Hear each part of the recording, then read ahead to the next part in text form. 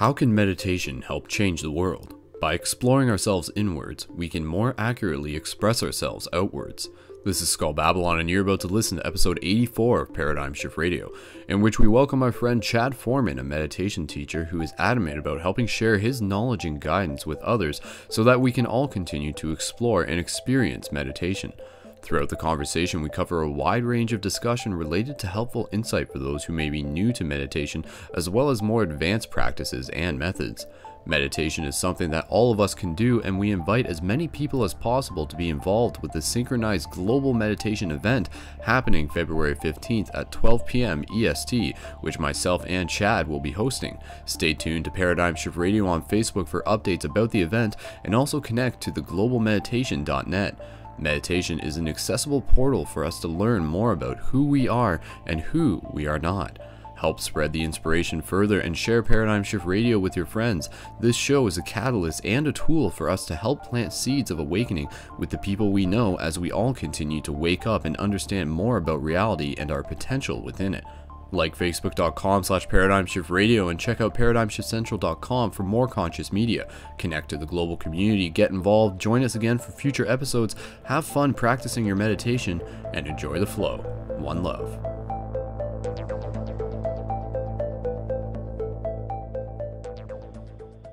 Good afternoon, good evening, good morning to everybody, whenever you are, wherever you are. This is your good buddy Skull Babylon, aka Brendon Wolfshield Culleton, coming to you once again to be able to shift the paradigms in this weekly wonderful community co-created show that we do here on Paradigm Shift Radio. So a huge shout out to everybody who has tuned in once again, and of course we got a plenty, as per usual, plenty of beautiful new people who are joining us here tonight. And if I can again just get a little quick feedback from you guys, if I can get an 1111 in the live chat to make sure that things are sounding a-okay, and to confirm that you guys are in fact excited about the show tonight. And it's 10:10 on the clock. We're starting a little bit later this time just because I just returned all the way from beyond infinity, so to speak, and I can tell you a little bit about that in a minute, but of course I just want to be able to introduce people to what this show is and what we'll be doing here on the show tonight. And tonight on the show we're going to be having our good buddy Chad Foreman on, who is the admin for a well-known page on Facebook known as Meditation Masters, and he himself is a meditation teacher, and you can find a lot of more stuff about him at thewayofmeditation.com/AU, as in Australia, because that is where he's from. And of course check out facebook.com/meditation masters, and I'll post the links for that in the live chat. And of course, for those of you who might be tuned in and aren't in the live chat, just go through the Blog Talk link, which you are already listening to the show through, and just scroll down, and you can log in with your Facebook. It's not too hard to do, and in the process of doing so, you'll be syncing up with plenty of other shifters from all across the globe, which is a wonderful thing that we have going on here. This is a wonderful chance for us to be able to connect, to be able to share experiences, ideas, to be able to help educate one another as we continue to document our story as spiritual beings in human form, is something that I like to say, because that literally is what we're doing. And we'll talk more about what that means. You know, what does it mean to be a spiritual experience? What does it mean to be a spiritual being in a human form, and how meditation, something such as important as meditation, comes into play. So before we bring Chad on, just a couple things that I will be saying. Later in on the show, we're going to potentially be hearing from our good buddy Alon from Paradigm Shift Israel, and he's going to be updating us about free hugs, or a little mini love fest that they had going on Friday that we were talking about last week on the show. So we'll be getting an update about that probably about halfway through the show. And there's a couple other things, but of course, let me just introduce the show entirely as a whole. Paradigm Shift Radio is a branch of ParadigmShiftCentral.com, and of course, check out the main website, ParadigmShiftCentral.com, for a lot more conscious media and all the past episodes of the Paradigm Shift Radio on Blog Talk, and as well as on YouTube and MP3. And what this show is, I already explained that, but what the project is basically about encouraging the creation of physical communities to have regular open-minded discussion and meditation groups on a regular basis. So it's being able to create space to foster the growth of consciousness itself. And of course, we want to be able to invite and encourage people to start up a Paradigm Shift community where they are. I myself am with Paradigm Shift London, Ontario, Canada. Our last meeting, we had about 30 people out, and we meet at a yoga studio every Friday, and we do group meditations as a group, and that's a wonderful experience in itself when you can find the other people in your community and have that moment where you're in a room and you're just taking part in that meditation, especially if you have something like a singing bowl. So we'll talk more about that, what that experience is like, being able to sync up with people in meditation. So again, Paradigm Shift Central on Facebook, and of course Facebook.com/Paradigm Shift Radio are the things that you can check out, and there's lots of videos through the main Paradigm Shift Central page.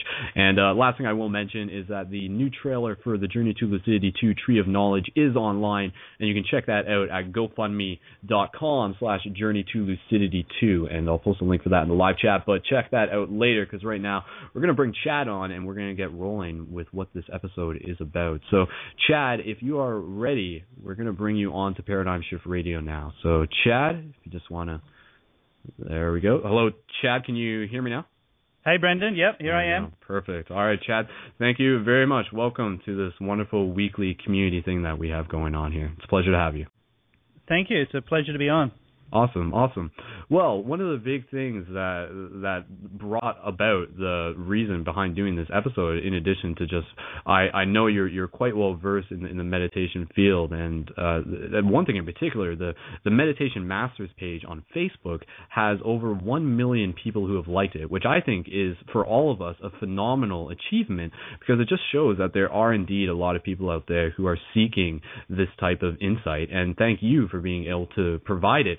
And what is happening is on February 15th is that there's actually going to be a global meditation event that is going to be happening, and Chad is going to be involved with that, and I am honored to be able to say that I'm going to be involved with that as well, and we're actually going to be hosting it through Paradigm Shift Radio, and that's going to be at 12 p.m. EST, as far as I know, on February 15th, but stay tuned for that. So we're going to be talking about that.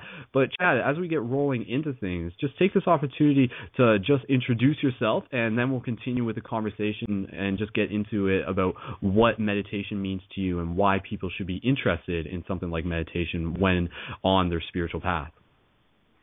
Okay. Well, I guess take it back to 2000 when I got pretty disillusioned with the way society was going and different things, and I dropped out into a Buddhist community up in Queensland in Australia, and I studied for 6 years Tibetan Buddhism with a Lama there full time. And I lived in a little shack out in the forest by myself with no electricity and no drinking water. So I had to cart my drinking water out and live by candlelight during the night. And that's where I got back in touch with nature, because I was a city boy, and that was a spiritual experience in itself. And it's where I studied a lot of the deep philosophy of Buddhism and the psychology and logic of it all. And that was my opening into spirituality, was studying at depth. And then I started to take classes, just guided meditations back in about 2004. And that kind of grew to weekly classes and then 2 weekly classes, and then I've been taking workshops. But basically, I guess why people should meditate, I often, at a basic level, it's kind of like spiritual hygiene. The same way as you clean yourself every day in the shower or brush your teeth, it's kind of cleaning your mind and your spirit and coming back to a natural position, because we have things build up in Buddhism. They call them karmas. We have karma build up, we have conditions build up, we have stress build up, and meditation's a way of releasing that on a daily basis and coming back to a naturally peaceful place where we can focus more clearly, see things more clearly, and get the full potential out of ourselves. Instead of being controlled by that conditioning or controlled by our stress. So I guess on just the most basic fundamental level, meditation is a type of spiritual hygiene to clear out the mental closet, so to speak, and to bring us back to that natural peace that's always available. I like that. That is a good way to put it. And one thing that a term that I use sometimes myself is this idea of being mindful of what is our spiritual diet. And I use the term diet not obviously referring to food, but yeah, in the same way you're referring to like spiritual hygiene, like spiritual diet would be like, are you spending all day watching CNN or just like taking in things that aren't necessarily helping your highest growth, but are in some ways just thought of as quote unquote distraction, so to speak. But I like that. I think that is a good way, because meditation definitely one of the best metaphors that I can think of it's like tuning your instrument before you get the day started. So, before you go out there and you're playing your song, you're playing your one verse within the universe, the one major universal song that we're all a part of, that orchestra. It would be beneficial if you can sort of tune your own instrument. So, yeah, no, that's cool, man. So, tell us more about what it is that sort of inspired you to get involved with this global meditation event that we have going on. And I will say, for the people who want to be able to sync up with that, you can go to theglobalmeditation.net, and there also is a Facebook group, and I'll post a link for that in the live chat in the show notes as well. But again, tell us more about this the global meditation event that's coming up on the 15th. Well, it came about through Earth We Are One, which is another popular Facebook page, and they've organised these in the past, and it's just grown in popularity. And they've got a spiritual discussion page, which is always lively and great discussions on their page. But they're trying to separate out now just the meditation side of things. So they're starting these global meditations. There's about 35,000 people signed up for those. And because of my meditation page, and they found me online, and they invited me to take the meditations, which I was very honoured to be invited to do them, and I'm very excited about the idea of leading a meditation with over 30,000 people listening. Yeah. But the whole idea of Maharishi effect, I think it's called, where if enough people meditate, it affects the broader community. The energy that creates and spreads out in a quantum way directly. It's not like a physical thing that goes out, but through the substratum of the consciousness, I think it connects with everyone else and helps to bring peace and a sense of wisdom and love to the broader community. And that's been documented with a few science, a bit of research now that shows that is the case. Mm-hmm. I think the research was shown on what the bleep do we know, and the further what the bleeps do we know, number 2, and that sort of research that shows how it affects people. I think they've done research with the Dalai Lama coming to town and doing teachings around the world. The actual crime rate drops just from having the presence of the Dalai Lama in town. And the work of Greg Brendon and other people who have studied the effects of meditation on the community.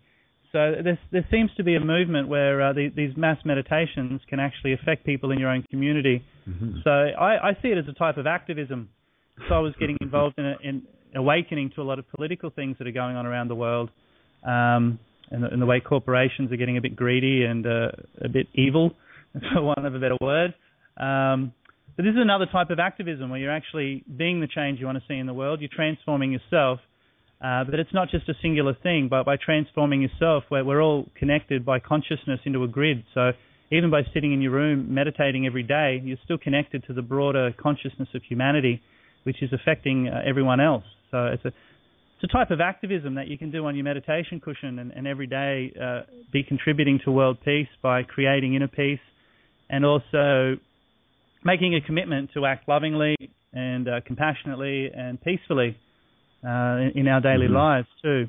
Yeah. So part of the meditation, the hygiene, is being able to come back to a place of clear seeing, where we're not controlled by our stress or our previous habits, but we see things clearly, which helps us to know what direction to go in life. So we know what's good for us, what's bad for us, what's good for others, what's bad for others. Literally a type of conscience, your inner conscience that helps to guide you. Mm-hmm. So also by practicing meditation daily, we can make better decisions in our daily lives. We can see the harm more clearly of the negative habits that we have and the harm that we have on others, the negative effects we have on others. So meditation, in fact, the word vipassana, which is a Buddhist word, a Sanskrit word, it actually means clear seeing. So when you meditate regularly and you can clear your mind and see things more from a space of awareness, you can really see the best things to do for yourself and others. So this global meditation links into all of this, where you're affecting people on a quantum level, like spontaneously, but also on a more relative level, just during your day, you can become more peaceful, mm-hmm. and that spreads into your workplace, into your family life, and your friends. So I see it as a type of spiritual activism, this type of meditation, and bringing about the world that we'd all would prefer to live in. Yeah. Yeah, definitely. I think more people are sort of opening up to the idea that there's no such thing as empty space, and that we literally exist in an ocean of energy. So I mean, every action we have, and in addition, every thought that we have is actually creating a ripple effect. And I mean, the ripples don't just like turn into nothing. Like every ripple does go out into the field.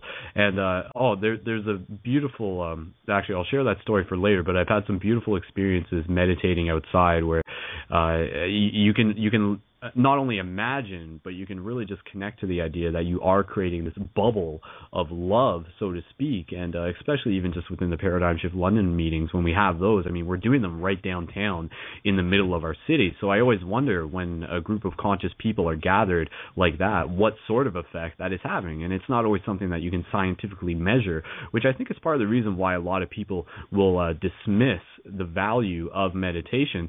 So, I mean, that would be a question to just sort of ask as well, is what would your reaction be to the people who say that meditation isn't worth their time? And just setting this up, I think it would definitely be worthwhile if we actually take a moment after maybe this question or the next to do just a short 5-minute meditation together here as a group, and then to be able to continue the conversation after that. But again, going back to that question, what would you what would you say to somebody who is convinced that meditation is not worth their time? Well, I guess, I mean, you can go very deep with the discussion about meditation into quantum fields of consciousness and unified field and other things which people may or may not accept just yet. But just on a mundane level, type of hygiene, like you mentioned, a type of diet, I'd even relate it to a type of exercise. So it's sort of like saying somebody saying, I don't really need to exercise. It's not the way things are. You do need to keep yourself fit and healthy and eat well. Otherwise, your body will get sick, get disease, and break down. And I think it's the same like that on your mental, emotional, and your spiritual dimensions of your being.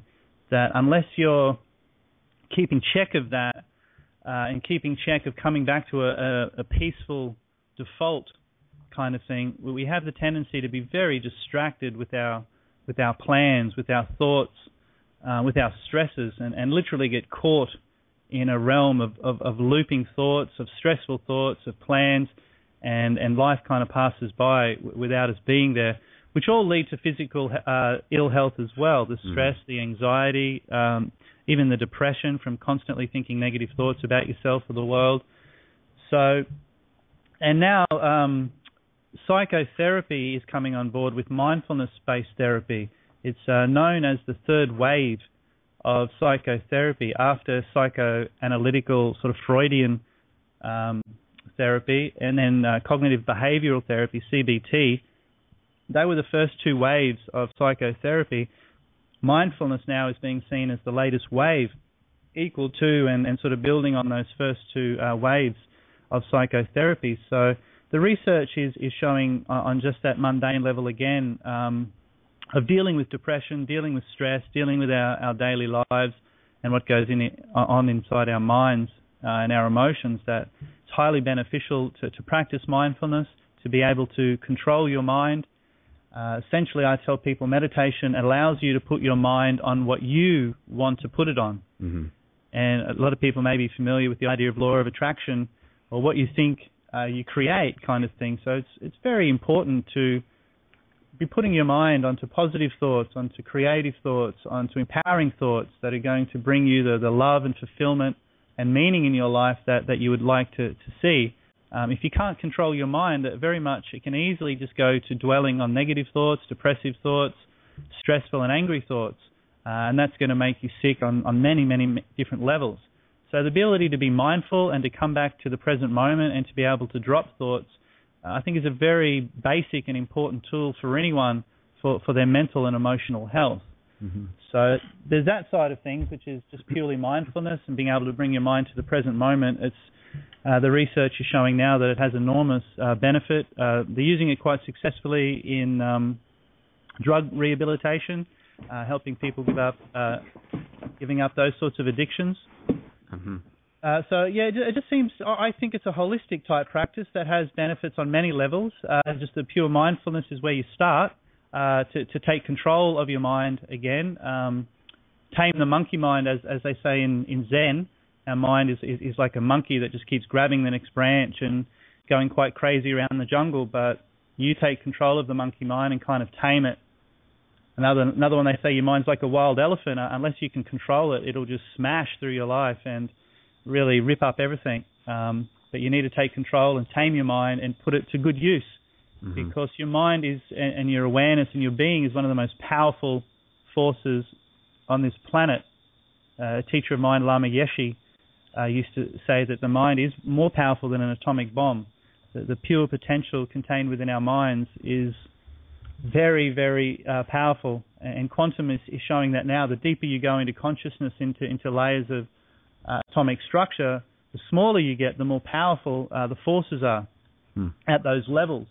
So our minds are extremely powerful, more powerful than an atomic bomb. So it's very, very important to take control of that, because it can both create the abundance, love and creativity you want in your life, but it can also destroy and rip up and tear apart your life as well. So I think it's imperative for everyone, no matter what tradition you follow, what religion, it's just on a basic level to take control of your mind and put it to good use. Yeah. It's absolutely. I think what you said there was quite beautifully said, and I think it's interesting because a lot of us, we're not really taught to think this way. We're taught to think that we are our mind, but I think when you sort of start looking into things and start peeling back the layers of the metaphysical onion, you realize that like we are not our minds. Like we are the observer of our minds, like of our thoughts, sort of thing. And that's where, for me personally, just adding my own insight into this conversation, definitely like meditation is useful for being able to observe that by nature the mind will wander. And where meditation is useful is to be able to acknowledge when it does, and then to be able to consciously bring it back to the point of focus that you choose to place it on. And that's where you can get into a lot of discussion about the different types of meditation, you know, like are you focusing on mindfulness meditation, which is personally the ones that I'm interested in? Like, are you focusing on, well, I mean, Chad, I'm sure you can tell us like all about the variety of meditation practices that you're familiar with as well. And I will say that I would like to just sort of segue this into a short meditation that we can do now. So, Chad, if there's anything else that you want to add, but just sort of like segueing this, if we can get into the meditation, does that work for you? Yeah, we can talk some more afterwards, but we can have a little 5-minute meditation to connect. Perfect. Okay, so let's do that. And actually, I just got back to that for 1 second since it was mentioned. The Earth We Are One page. For those of you who are not familiar, check out Earth We Are One on Facebook on the official page at facebook.com/EarthWeAreOne. And then there's also the global discussion group, and just run a search in Facebook for Earth We Are One. And again, it's one of the most active discussion groups on the within the conscious community on Facebook. So definitely be able to check that out and sync up with them, and shout out to them for their involvement with the global meditation event, again, happening on February 15th. And check out more info on any of the websites we've talked about and on Paradigm Shift Radio on Facebook. But for this meditation, so again, just using this as just a chance to not only experience it and practice it, but also to just potentially be able to help direct the intention of this episode, of like this next 90 minutes that we have here together. So Chad, the way how I'm going to work this, I have some simple music that I'm going to play in the background, and basically what I would like you to do is just sort of get us comfortable, get us synced up for a breath, and then we'll just sort of be in a moment of silence, literally just for a couple minutes, and then we'll come back from that and we'll continue the conversation. So does that sound good for you, Chad? Yeah, sounds great. Perfect. Okay, so again, if everybody just wants to get nice and comfortable, I'm just going to stop talking, and Chad is going to walk us through this brief meditation before we continue the discussion here. So, Chad, go ahead. It's all you. And I'll just begin playing the music in the background. So, you can start now. Go ahead.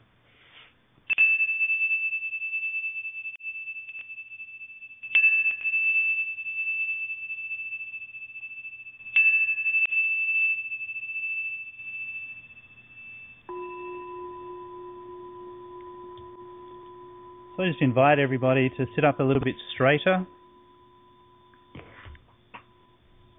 And we can just all take 3 deep breaths together. So if everyone just fills up their lungs, fills up their belly, breathing right down into the belly, filling up the belly, filling up the chest, and then breathing all the way out. So we just take control of our breath,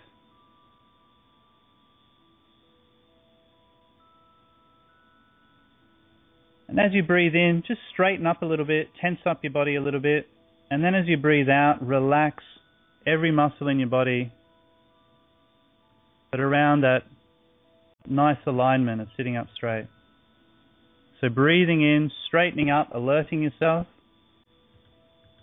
And then breathing out, relaxing your shoulders, relaxing your face, relaxing your hands.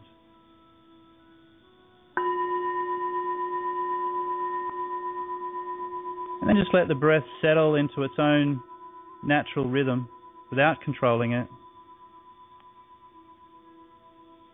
Just become aware of your body. Tune into your body. Come back to your body.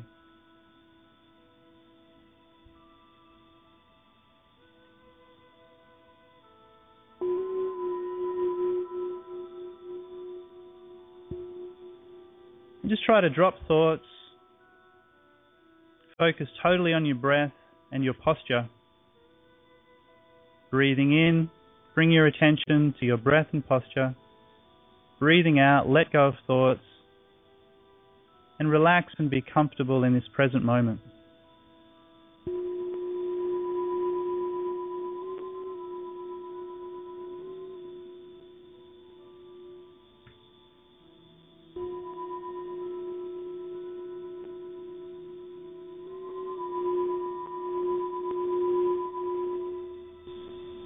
As thoughts come up, drop them. Let your thoughts be like a TV or radio that you've left on in the background that you're not watching. And place most of your attention on your breath, on your body. Breathing in, come back to the present moment. Breathing out, relax into contentment.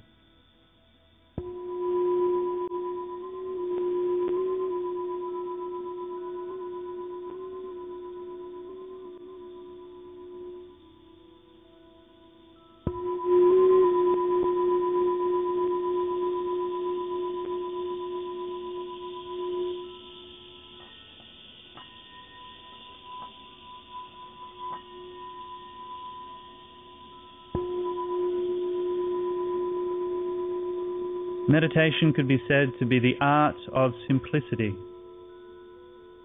Simply sitting, simply breathing, and simply letting things be.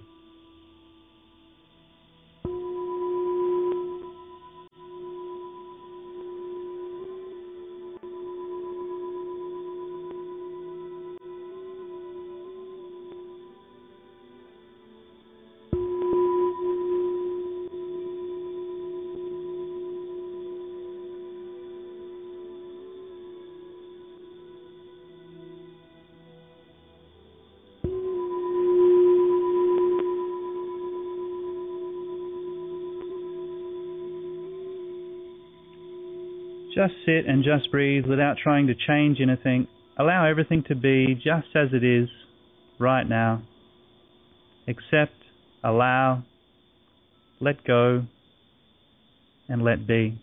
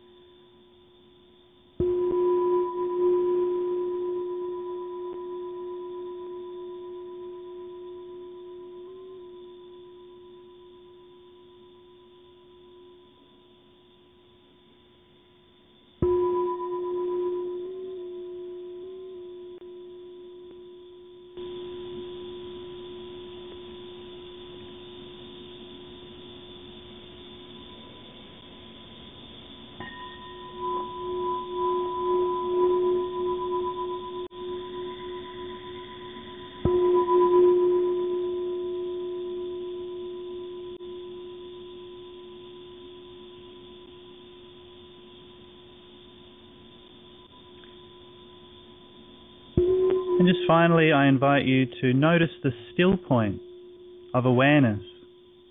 Your breath is changing, sensations in your body are changing. But just behind all that, there's a natural awareness that doesn't change. It's still, it's silent, it's the observer. Just see if you can rest back into that awareness, find your still point, and just relaxed in the open spaces of your unchanging natural awareness.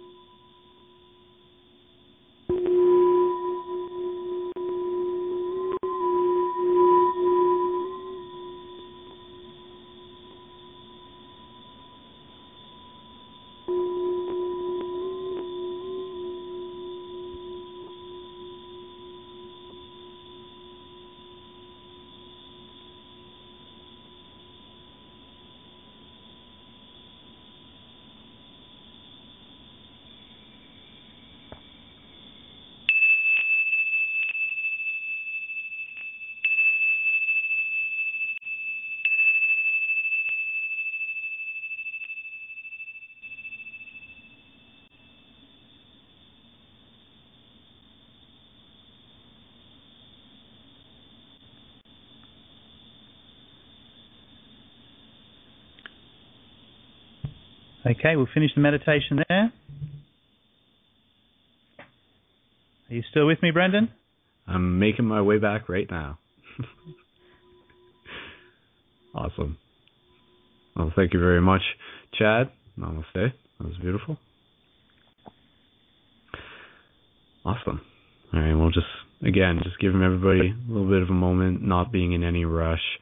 If you're comfortable, you are more than welcome to maintain a meditative state while listening to this show, if that's something you'd like to do, because I know once you sort of get in there, it's one of those things where our ego will it'll put up such a rigorous fight telling us that it's not worth it to meditate. But then once we get into it, we're just like, nice, this is actually, this is good. I feel like I could stay here for a while, sort of thing. So once you're in there, it's a nice state to be in, definitely. So thank you, Chad, very much. It's awesome. Pleasure. Cool. All right. You're very very right about staying in that state. The idea of meditation is to simply find that open awareness and acceptance on your cushion, sitting still. But you don't leave it there. You bring it with you during the day, and eventually, you can meditate for short periods during the day, and eventually link all those up, and eventually have that awakened sense of open awareness 24/7. Mm-hmm. Yeah. Yeah. That's one of the things that, with meditation, a lot of people, when they look at it, they sort of look at it as a bit of a chore. But I think the important thing to keep in mind with meditation that, and again, sort of reiterating, but just hitting upon some of the key points, really realizing that it is a practice. And the reason why we practice meditation, among other things, is to be able to take the relationship that we develop with our mind through the practice, and then to be able to take it with us when we walk outside of our door, when we interact with the people we meet, when a scenario comes into our life and a previous version of ourselves would have responded with frustration, yet now, since we have more mindfulness, more ability to consciously choose how we respond to situations, then that is not only just helping yourself, but it's also helping the people who you're interacting with, and just being able to share that love, that calmness, that peace, and that stillness. Just being able to carry it with you wherever you are. But definitely, that's the thing with meditation. I love the topic of meditation because I honestly feel that it is one of those topics that you could literally talk about it forever. like meditation and dream exploration are one of the topics that I just feel like you could talk about those just like endlessly. And that's the thing in itself, the fact that like dream exploration, those of you who peak up when you hear the talk about lucid dreaming and stuff, meditation and lucid dreaming practice go hand in hand, and maybe that's something we'll talk about a little bit later in on the show. But from this point, just sort of setting this up as not necessarily an interview, but more just a shared conversation, and we'll bounce some more ideas around. But Chad, please just maybe tell us a little bit more about some of the different types of meditation practices that people can practically integrate into their day-to-day lives. Sure. I think it can be helpful to categorize, because you are right, there's a myriad of different types of meditations, and you could discuss them endlessly. I think you could categorize two main types of meditations. One is relative meditation, and the other one's an ultimate type of meditation. Relative types of meditations are ones that they're effortful. You have to kind of do them. They are a practice, and you cultivate a certain state of mind. And you cultivate that certain state of mind to purify or to negate a certain level of ego or a certain level of stress that we have within our mind. So mindfulness counteracts our tendency to be confused and distracted. So by consciously practicing mindfulness, putting your attention on your breath or your body, that counteracts our tendency to be confused. So relative practices are a type of antidotal type practices, and you can cultivate love. Cultivating a sense of love and equanimity towards all beings helps to counteract our tendency to be selfish and also to get angry at others and things like that. There's also practices of moving meditation like Tai Chi, Qi Gong, even dancing, the whirling dervishes, the Rumi practice. Osho practices a lot of dancing as meditation. So all these I'd classify under relative practices that help us both cultivate positive states and also reduce negative states. Now, there's another type of meditation which is more what's called a non-dual meditation. The Advaita movement today is big on these types of meditations, and they'll argue that there's nothing that you have to do and there's nothing that you can do to meditate because your nature is already perfect. So the non-dual part is you're actually not separate from a very perfect state of consciousness that manages itself perfectly and is imbued with intelligence, wisdom, love, and a sense of creativity and harmony. So these things aren't created by the human being. These things are innate to consciousness, and they're already there. So from this perspective, meditation becomes a way of uncovering what's already there. So the relative practices from this perspective purify. The biggest example they use is it thins back. Well, there's different examples, but one is you purify the clouds to see the sun. The sun is always there, but the clouds of our disturbing emotions, our negative states of mind, can cover that up and obscure it so you don't get the full brightness of the sun. So then spiritual practice and meditation, cultivating it, you're not actually creating anything new or creating yourself as the perfect person. You're actually just thinning back the clouds to expose something that's innately already there. Yeah. And this is the highest type of perspective, and the highest ultimate type of practice is actually resting without trying to change anything. So resting in a sense of, some people might call it surrender or radical acceptance, as Jeff Foster has popularly coined. So that's a state where you're not trying to do anything. You're actually resting in your very own nature with a certain amount of faith or intellectual belief that it is already perfect. I think it takes a certain amount of confidence in your nature that it is already perfect. It is already the force of the universe, that the very thing that created the galaxies, the very thing that created our bodies and this planet is our very fundamental nature. this brilliant type of consciousness that's self-managing and can become self-aware. So there's two, you could broadly categorize meditations into the relative and ultimate. The relatives cultivate certain states, so you practice certain positive states. But then the ultimate one is more just a recognition of your true nature, your true self, actually being perfect, loving, and knowing without you doing anything. And it's relaxation, surrender, and acceptance, the types of things that you might practice. But in Buddhist terminology, it's called non-meditation. So you're actually not trying to do anything. You're not trying to go anywhere, seek anything extra. It's sort of a desireless state where you, right in this moment, right in this present moment, you recognize the natural perfection of your innate condition of perfect consciousness. And that's a type of ultimate meditation. Mm-hmm. So, I mean, even within these two categories, there's a myriad of different types of practices. But I think you can bring them together. The relative cultivation is the thing that's thinning away the obscurations to seeing yourself clearly and purely as the divine, perfect being that you are. Very cool. Definitely. Yeah, I mean, just to give people a little bit of background as to where I'm coming from for myself, a bit over a year and a half ago, I actually had the fortunate pleasure to be offered a job teaching a seniors yoga and meditation class, and it's a seated yoga class for half of it, and at the beginning of the class and at the end of the class, we do a meditation, and I do it with a singing bowl, which is, and you were using singing bowls in the meditation we had there. And actually, I had a question about that just in terms of the frequency that those were attuned to, which is something we can talk about as well. But one thing that I definitely get out of doing meditation with seniors, they really enjoy it. And I mean, for them, having something such as the singing bowl really does help a lot. And that's where I think a lot of people will sort of try meditation and then give up on it because they have difficulty getting started. They aren't really sure if they're quote unquote doing it properly, or they just sort of hit that wall and they're just like, this isn't worth my time, sort of thing.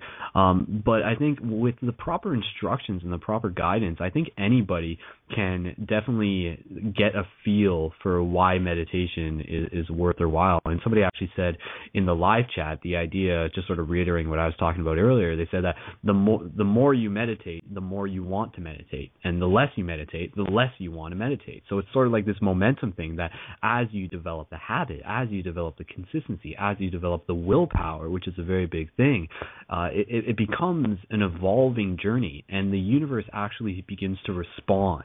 It's not like in this process where you're meditating and it's literally just you purely within your own head. I mean, going back to the idea that the brain is like an antenna for the universe, when you are sort of developing this practice, I think the more you get into it, the more the universe will sort of bring to you, will sort of meet you halfway, which again, for me, it draws parallels with the idea of lucid dreaming and the idea that as you begin a dream exploration process, I think the universe sort of starts to recognize that, and it sort of starts to meet you halfway. But with the seniors who I teach a meditation class with, I mean, just from their feedback after the class, they like, this is one of the things that they were saying. You know, they have like 65 years of like monkey brain activity going on in their head. Yet with the singing bowl and with the instructions that I give them, just saying, you know, like focus just on your breath or just on the singing bowl, and when you notice your mind begin to wander, just bring it back to that point, and using different metaphors and analogies along the way.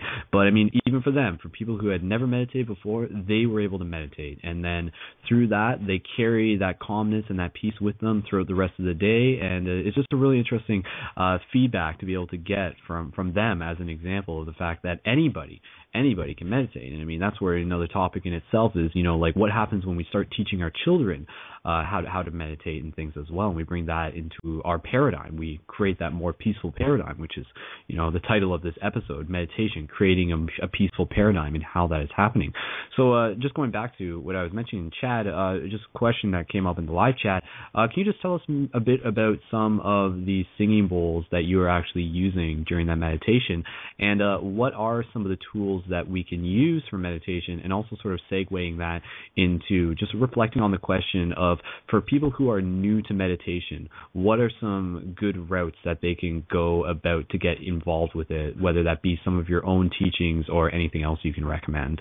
But yeah, just going back to the bowl question, if we can branch from there. Yeah, I love the singing bowl, and people, it really helps to keep the focus on too during a guided meditation.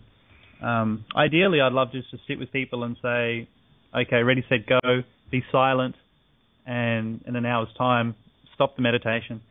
But it really helps to have something to focus on. The breath is the main way that I teach as well. The first thing to capture and to notice is the breath, to tune into it, to tune into its subtleties. And also, the breath is something that you can both control, and it also breathes itself. So we're not always conscious of our breath, but we're still breathing. And to be able to watch your breath and have your full attention on it without controlling it is actually a very subtle and difficult thing. So yeah, that's a whole practice in itself, and one of the main Buddhist practices as well, and Vedic practices as well. It dates back 5,000 years, meditation on the breath. So it's a very powerful and tested and true meditation. The singing bowls, I love the resonance of them. The Buddhists say the meditation bowl is the sound of emptiness, the sound of the void. You strike it once and it still rings. I do a meditation. I strike the bowl, and it's a listening meditation, and you try to listen to that point where it teeters out and there's sound, and then it gets softer and softer and softer, and then eventually it stops. But listening meditation is very, very powerful as well. A lot of indigenous people use that, just listening to nature, going out into the forest and just listening. And to be able to listen to things without labeling them, that's the meditation. Same with everything else. When you're using mindfulness, you're watching your breath, you're watching your body, you're watching the present moment with a bare awareness. So usually we watch things through our thoughts. We're labeling, we're judging, we're having opinions. Our paradigm is being exposed, and we're seeing through what Robert Anton Wilson calls the reality tunnel. But the idea with mindfulness is to be able to see things clearly through a bare awareness that's not labeling, that's not judging. So to be able to listen like that, to just hear the sounds as pure sound, without judging, without labeling the bird calls, without labeling whatever you're hearing, is very powerful. So I think the act of listening and the singing bowl are very powerful. I've learnt through Tibetan Buddhism that the singing bowls are made out of elements and metals that they find in the Himalayas. One of them is a metal that is unique to the Himalayas, and it's handcrafted by indigenous Tibetans, but they try to put in 7 different types of metals, and they say these 7 different types of metals are attuned to the 7 different chakras. So there's a lot of overlay of sound that goes on, and resonance that goes on with the singing bowl. So it's also a healing device. So when you're striking the singing bowl and people are tuning into it, it's actually, like you were saying before, I love the example of your mind is like you're tuning your mind into the universe, and that's what meditation is. I really love that. And the singing bowl is a type of way that's tuning in your 7 chakras just to get them spinning, to get them healthy, to get them moving. So it's a multi-dimensional tool. It's wonderful just for the listening of it and to keep people on track, because beginners find it very difficult just to sit in silence. Mm-hmm. I also find that with my guidance, that it's a balance between guiding people and saying something and then leaving them in silence.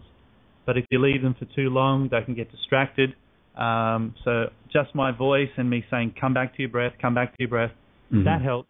Yeah. And the singing bowl acts like that as well. You probably know that by striking it, it brings people back to that present moment where they can listen and tune into what's happening in the present moment. And also it's that healing device that resonates on those 7 different levels. So it's a wonderful tool for meditation. If people are interested in doing more of my guided meditations, I have recordings from my classes on thewayofmeditation.com.au. That's thewayofmeditation.com, and there's free guided meditations there. They're all for about 45 minutes long, and I use several different singing bowls, play a bit of flute, And the system that I teach people is called mindfulness to mysticism. So the first step is the mindfulness, gaining control of your mind. And then the next step after that is finding your awareness.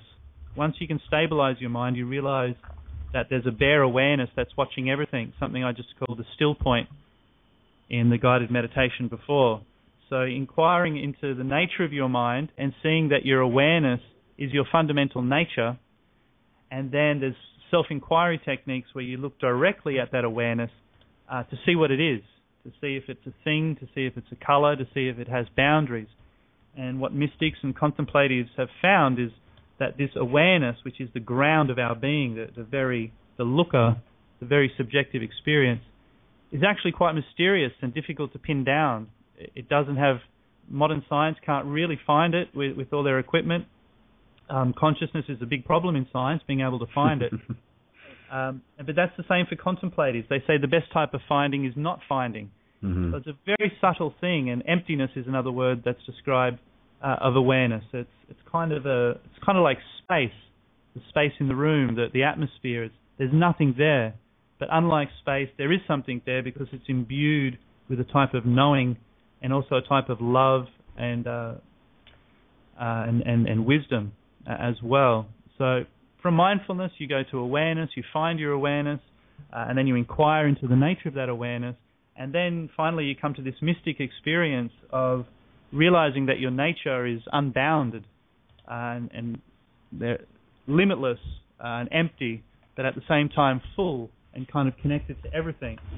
So this is the end type of mystical experience that meditators and people from all walks of life and all spiritual traditions have had this type of mystical experience where they discover their nature, they discover this underlying oneness, consciousness, and in a certain way you could call it the perennial wisdom, mysticism, finding this underlying empty consciousness. It's found within all the different religious traditions, from contemplatives that are non-religious, from people who have had near-death experiences, whole across the board, to be able to find this mystic experience. And it's very nurturing as well. It's not a scary experience. It can be because you lose your ego. You do you lose a sense of reference point. And an ego is a reference point, and it's kind of comfortable and it's safe, and you know where you're coming from, you know where other people are coming from, and you can play the game. But when you sort of find this awareness, which is unbounded and has no reference point, it's spontaneous and it's natural as well. It can be quite disconcerting to start with, but only because you're giving up like a negative habit. It's like we're junkies to our ego, and that's the safe thing that we keep going back to. So getting over that negative habit of the ego and having a reference point fixed, which is usually based on a narrative and a story of who we think we are and who other people tell us we are and our roles in society that we're given. Once you can see past that or transcend that, you can come to this field of consciousness, which is open and intelligent, and that can be relied upon. You don't need to go into situations with a prescriptive formula of what you're going to do. You can actually go into life and situations just relying on this natural intelligence to be spontaneous, to know the right, appropriate thing in every moment. And it's also imbued with a sense of love, sort of like an unconditional type of space. So that's what I teach. I've tried to bring together a lot of different types of meditation because there's some conflict in it can get dogmatic in the field of meditation as well. Some people are just into mindfulness. Some people are into the Advaita, Neo-Advaita type practices. Some people are into Hindu meditation, Buddhist meditation, Osho meditation. But my trip is to try to bring all this together, and I really think meditation should be a universal practice that we can unite on. And the paradigm underlying that, I think, is emerging through quantum science and the consciousness studies these days, where these cutting edge type sciences are starting to sound very mystic and connect with this ancient wisdom of mysticism and understanding our internal world.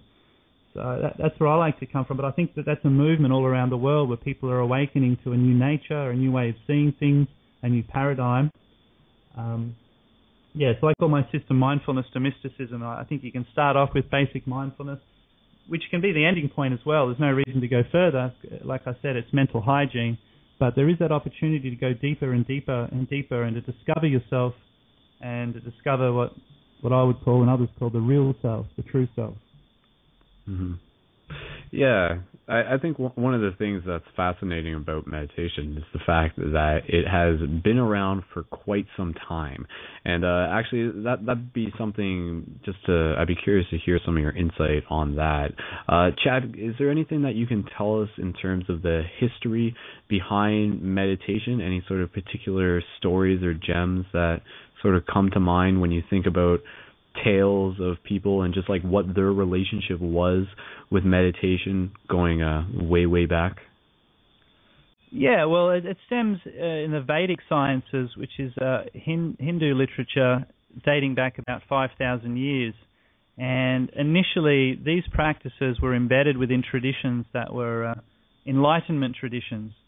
And the idea coming out of ancient India of enlightenment, that being a human is to err, but being enlightened is to be perfect, kind of thing, and discovering your true self. The Vedic sciences talk about Brahman as a universal field of consciousness, and they talk about the individual being not separate from that. So it stems out of that type of Enlightenment philosophy of understanding this universal field of consciousness or universal field of intelligence, what the Vedic scriptures call Brahman, and being able to access that. So meditation was a spiritual tool to purify your mind of its individualistic, egoic type tendencies, which seem to be around for quite some time, and to access this enlightened state of consciousness that's already there, this field of intelligence that's already there. Buddhism came about 2,500 years, but it really did emerge out of the Vedic tradition and the rich spiritual tradition of India at the time. But it was still based around enlightenment. Buddha achieved enlightenment by purely meditating, which is kind of lost in a lot of Buddhists these days. I think they do a lot of different practices, but they forget about meditation. It might sound weird, but I guess you can get lost in the philosophy of it all and counting angels on needle heads and things like that. But at the end of the day, it's being able to just sit and rest and discover this true nature, and discovering and accessing this true nature is seen as enlightenment.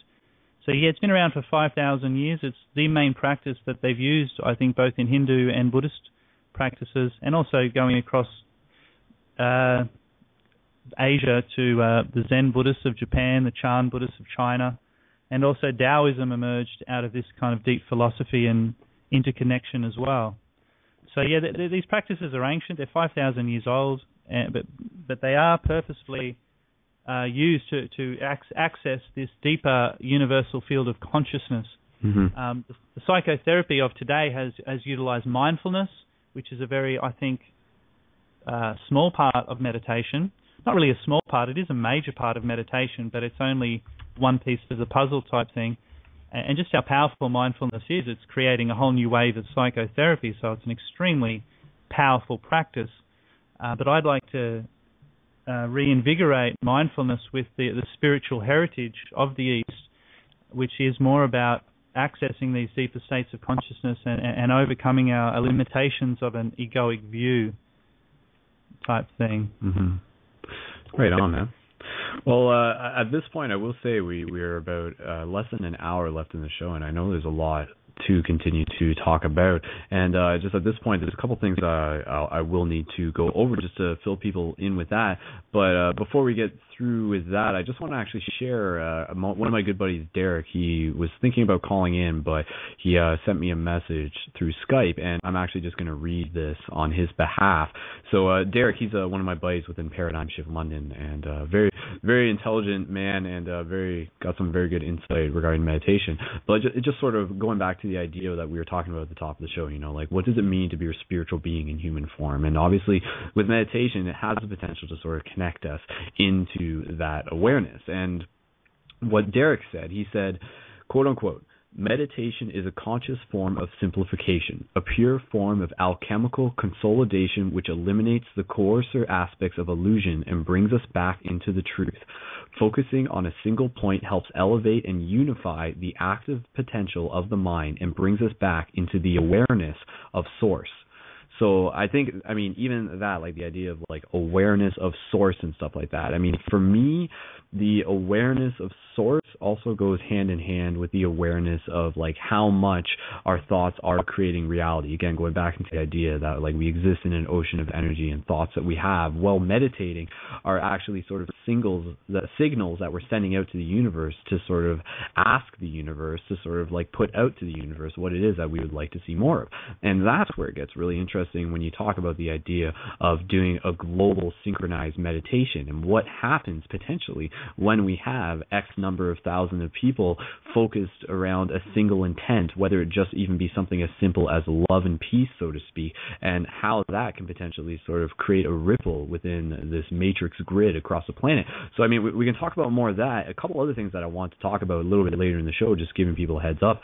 I want to be able to talk about some more advanced meditation techniques. I mean, we were talking a little bit about the introduction, and Chad put up the offer for people to check out his website at thewayofmeditation.com/au, and also to be able to get into more advanced techniques of meditation. And I wanted to be able to share something of that personally in terms of a meditation practice that I do that involves sitting in a lotus position on an exercise ball and balancing in stillness while looking into a mirror. And there's something very particular, very psychedelic that happens when I do that. And I actually want to be able to tell you guys about it and encourage other people to try doing it as well, because I think I actually it's something. I hacked the matrix when I started doing it, and I want to find out what it's like for other people.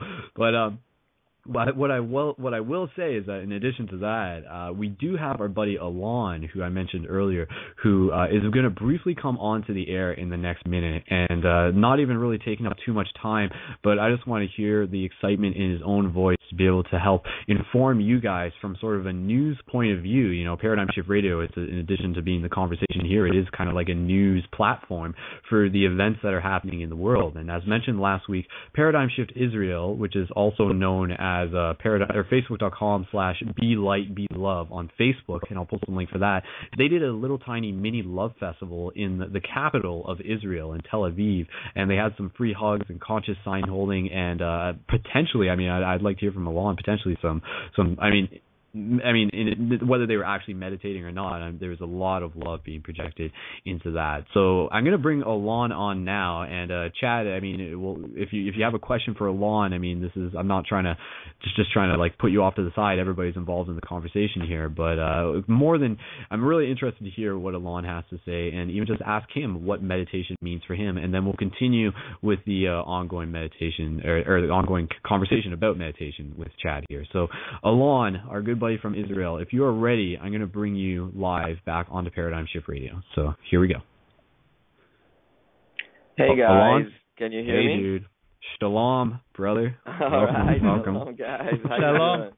Right on, man. All right. I want to say, guys, go ahead, you are really awesome. For all the listeners and you guys, it's fucking amazing. Right now it's 6 a.m. here, and I'm already dressed for work, and I got like 10 minutes. I want to share with you what's happening in this part of town. And Skull right now posted the page of B. This is the project. This is like Paradigm Shift Israel. You can go in right now and check out the images that are posted there. It's mostly in Hebrew, but you can still understand. You know, hugs is international, and most of the signs says they're free hugs only in Hebrew, and there are really amazing pictures because we brought professional photographers for this one, so it can be really shown to other people more easily. So what we did is actually we called it a mini love festival, and we told people on Facebook, like, just come and do what you do best on the street. If you know how to dance, come and dance with us. If you know how to juggle, then come do it. If you know how to do makeup, I don't know. If you know how to play music, come and do it. Meet us, meet people in the street and do it. And just, you know, show your light, show your gift to the world together. And we can, you know, everyone brings his color and we can paint a really beautiful picture together. And we bought signs, we bought colors, we made signs, free hug signs, and we started giving those free hugs, and it always starts a little bit like off, it takes time to really make it going on, and people just open up. People just open up when they hold the sign, and they are a little bit afraid, and then they hold up the sign, and just like boom, and it happens, and people come in and really making people happy, and it really works. It really works. It really makes the frequency at this particular part of town really high. People are going, watching, and seeing colorful people, happy, smiling all the time. People who are stopping at the stoplight. You know, we come and juggle and say hi and good morning and blessings to everyone, and people just like, you know, really, really happy from it. It really works. And then there was a really good beach player who showed. We made a street show, and we incorporated with him. We accompanied him, and it was really, really like a party in the street. Really, just like a festival in the street, and it was amazing. And the reason why we do this, well, we already did it before, but now it like really took up a notch because we had a group of people who are already like tuned in to the frequency we wanted to make.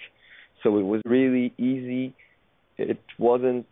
It started with me and Avi, which is my friend, leading, you know, the free hugs, but then people just did it for themselves. We didn't have to do nothing. It just, you know, ripples, great waves, like you always say. It just happened, and it just went going on, and people really, really, it was amazing.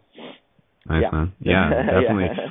I just posted a link into the live chat, just one of the pictures that you got there, and Avi is there and just hugging a girl, and there's like 3 people involved in the hug, and you can tell that, I mean, something as simple as that literally just made those people's day, like changed their lives, like gave them hope, so to speak. And again, like I think that's where like an event like this goes hand in hand with the fact that like what this show is about and what this global meditation is about is, yes, it's about encouraging people to look inwards, but then also to continue to act outwards, continue to live outwards. So I mean, you look inwards, you find that confidence, that courage, that inspiration, that connection with source within yourself, and then you go out into public and you share it with other people. And I mean, that's where even just in the last Paradigm Shift London meeting that we had, one of my buddies was talking about how he was meditating downtown on a street corner just because. And I mean, that's something you could do. You know, people see that and it plants seeds and stuff like that. But again, man, that's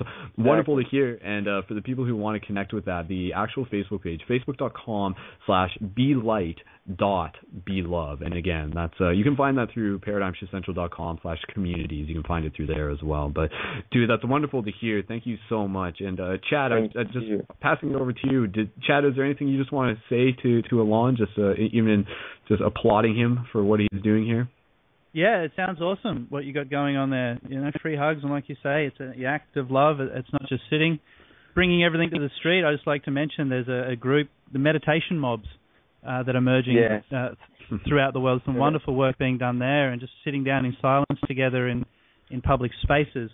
I think it's a wonderful practice as well. It always everything is affecting, you know, waves we cannot even fathom or imagine. How just waving at a bus, you can't see the people because the sun, you know, the light, you can't see who is in the bus. Just waving and showing signs, and you can't know what it does. But the fact is that someone wrote a status on Facebook, and she said, I went to the main square in city today, and some people hugged me, and then I got up to the bus, and the driver of the bus asked me, did you get a hug? And she said, yeah. Well, I couldn't because I can't stop the bus and got up, but I really want to be part of this amazing energy, the driver told her. So she hugged the bus driver.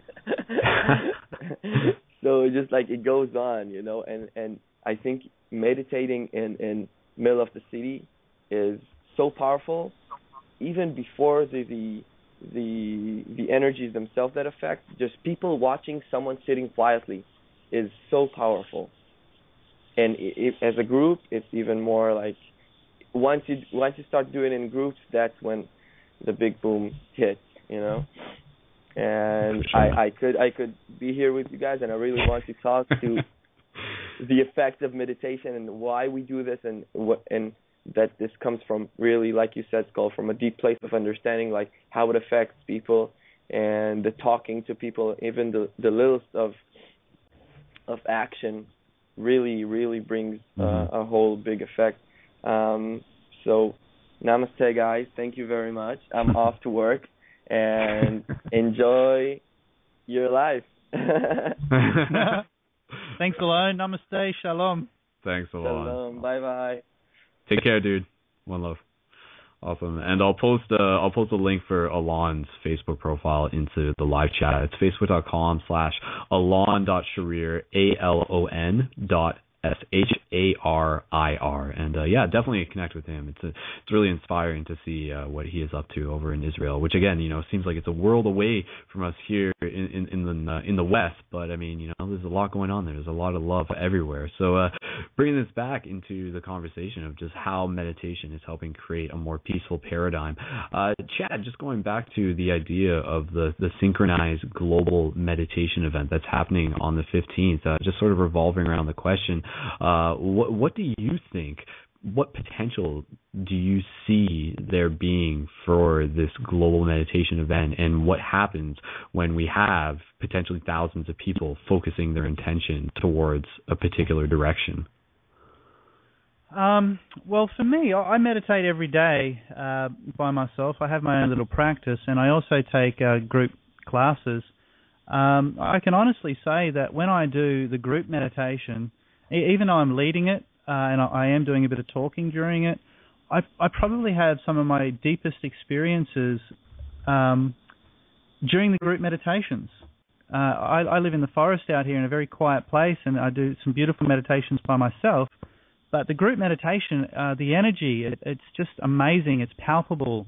You can feel the vibration raising. You can feel yourself connecting to deeper levels. And I don't think science can fully explain it yet, but it's been my personal experience. And these are just in groups of like 10 to 15, 20-odd people, so they're not large groups. They're fairly small. Even with only 6 people, when everyone's buzzing and you really connect to that sweet spot, that real silent love, I guess you could call it. The frequencies are just amazing, and I feel it healing my body. I feel it transforming my mind, lightening me. There's definitely a palpable healing effect of doing the group energy. So I think just in the sense of amplification, the group energy seems to really amplify what you can do by yourself. So I think that's one aspect to it. It really seems to amplify and harmonize and just send out this energy or connect with this energy in a much more powerful way than a group of people, than a person by themselves. I also think just visualizing this planet as one and visualizing someone on the other side of the planet doing exactly what you're doing, and visualizing 50,000 people around the planet all doing the same thing, that helps us to really connect to the idea that we are one on this one planet, on this Earth ship together, and just get a sense of a globalness to your meditation, just thinking about those people all together. I think in the way of paradigms and paradigm shifts, I think we're moving from an egoic perspective into an ecological perspective. I think the ecological awareness of the planet and how, one thing happens on one side of the planet, like the butterfly effect type thing, and the butterfly flaps its wings on one side of the planet and there's a storm on the other side of the planet. So, and this is a scientific view, systems theory, ecological understandings.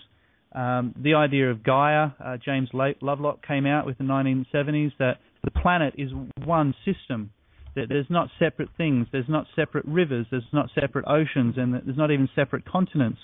The atmosphere, the Earth, and the way it exists as a unit. Everything is interdependent on each other. So the paradigm shift away from thinking that everything's separate, that we're kind of separate, we can exploit resources because we're not connected to them, that's breaking down, and there's this new ecological awareness with the weather, climate change, things happening around the planet. So I think that's a positive thing. I would call that relative interconnectedness, that we're starting to understand that we're connected to nature, we're connected to each other on a very intimate level, We can't just pollute the atmosphere without being affected ourselves. We can't just pollute the waters without being affected. You can't isolate anything. So I call that the ecological perspective and a relative type of connection. And that's an understanding that can emerge, a paradigm that can emerge through meditation and understanding that. On a deeper level, I think there's a quantum unified field that I've spoken about, which I think is the highest way of envisaging these type of things. By the way, I love what your mate Derek said. That little few sentences that you read out was really pithy, really awesome way of describing it. But I think he called it the source, what I'm calling the unified field. And this source is it's a field, and it's what the Earth emerges out of is what we emerge out of.